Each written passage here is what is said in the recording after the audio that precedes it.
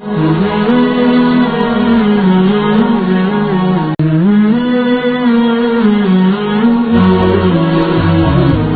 luntuan kabar mukim di Banda Aceh, urang si luntuan pika di sini, tapi gampung luntuan kebetulan di Padang Tiji ya.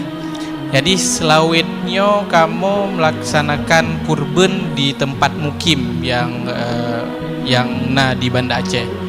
Namun terkadang pada saat itikat daripada keluarga untuk melakukan kurban di kampung, kebetulan luntuan ikut pengajian syid yang luntuan dengar bahwa pada saat melaksanakan kurbannya lebih afdal tanyo yang melaksanakan kurbannya melihat langsung kegiatan kurban.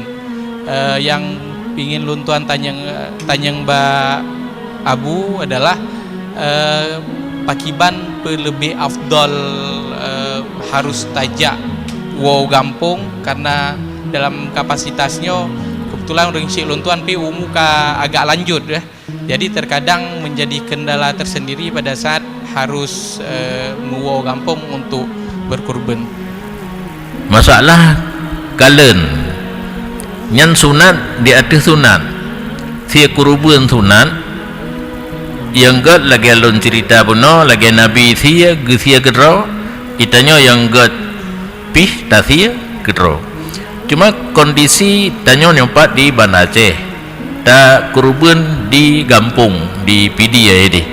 Menyotawa padup abeh ongkoh, padup abeh wate ya. Sedangkan untuk menyaksikan menghadiri di saat disembelih kurban hukum ji sunat. Hana pupu mentang kake kosong fahla red menghadiri karena fahla red sia kurban. Le hal-hal yang sunat termasuk lom mulai ditamang bulan Zulhijjah. Getanya yang na rencana sia kurban bak uro raya dan uro tasyrik hang gebi koho hang gebi cukup janggo cukup mise koh huke dan sebagainya. Karena di saat getanya hadir anggota tubuh yang terdiri daripada bule-bule buno ikut menyaksikan penyembelihan kurban. Tetapi menyoh lagi haba buno odor ha mungkin tak hadiri nyan kurang fahla geyu hadiri kan kurang fahla kurban satu sisi mentang.